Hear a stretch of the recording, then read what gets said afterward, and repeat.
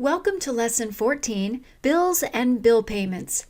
To begin this lesson, go to the QuickBooks Online Demo account as discussed in Lesson 4.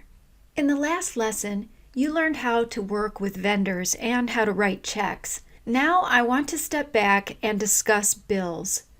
Some of your vendors send you bills. These bills are not always due the day you receive them, so you may not pay them right away. For example, you might receive a monthly electric bill from your utility company. Let's say you receive it on June 1, 2020, and the bill says that the payment is due on June 15, 2020. As I've taught many of you in person or been to your locations to assist you, I've learned that a majority of you do not enter bills into your accounting system when you receive them. If you aren't ready to pay that electric bill, it goes into a drawer or a folder until the day you write checks. So writing the check is how the transaction is entered into your system. However, there is another option. Think about this. If you receive that electric bill on June 1, 2020, technically that is money you are obligated to pay the minute you receive the bill. No, it isn't due yet, but if you were going to print a financial report, it would be nice to see a true picture, and if that bill isn't entered into your accounting system, it would not appear on any reports. Let me use my brother-in-law as an example. He owns a construction business, and my sister handles the accounting.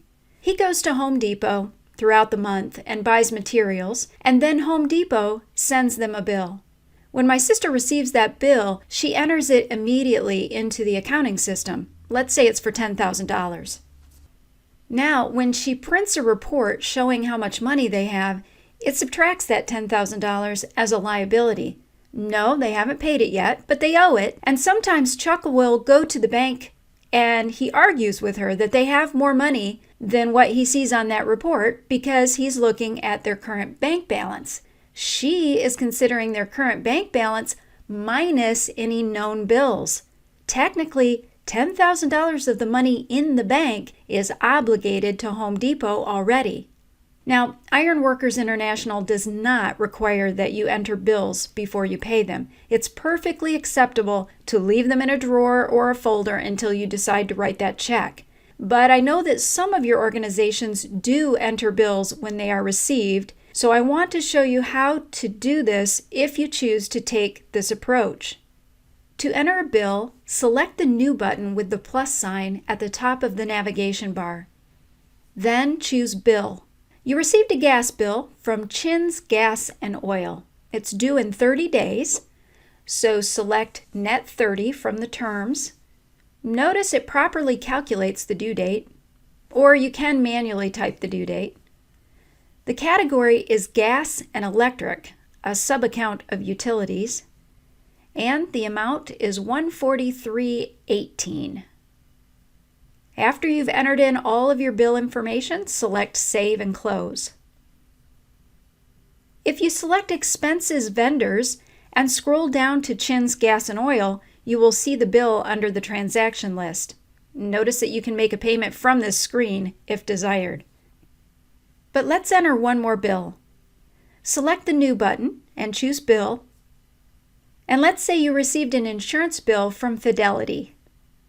It's due in 15 days, so net 15. The category is Workers' Compensation, a subaccount of insurance, and the amount is $600.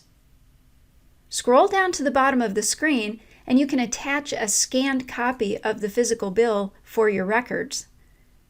Select Save and Close. We have now entered 2 bills. We're going to learn about reports in a future lesson, but if you were to run a balance sheet report right now, these 2 bills would show up under liabilities as what we call accounts payable. Once you pay the bills, they will no longer show up in liabilities. So let's pretend that it's been a couple weeks and it's time for us to pay these bills. Yes, we could go to our vendor list and locate each individual vendor to whom we owe money and click the Make Payment. But there's a better way. Click the New button with the plus sign at the top of the navigation bar and select Pay Bills. The Pay Bills screen shows you all of the bills you have not paid, and it allows you to pay multiple vendors and bills at one time. Select the appropriate payment account, such as checking. Then select the box next to each bill you want to pay in this session. Enter the payment date. If you want separate dates, you need to record separate payments for each date.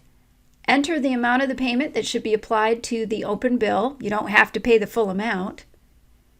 And then if you want to print the checks right now, select Save and Print. Otherwise, notice you have a Print Later option, just like you did when writing individual checks. If you mark Print Later, at some point then you need to go to the New button and select Print Checks. Now you should understand that you have two options when you receive bills from your vendors. You can just write them a check when you decide to pay the bill.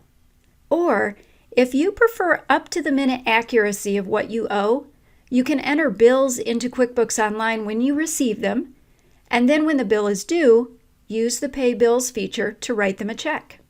Either way, remember that once the check clears the bank, it will come through on your daily bank feed. At that point, QuickBooks Online will see that the transaction is a match to the check that you already entered into the system so that you don't accidentally add it a second time.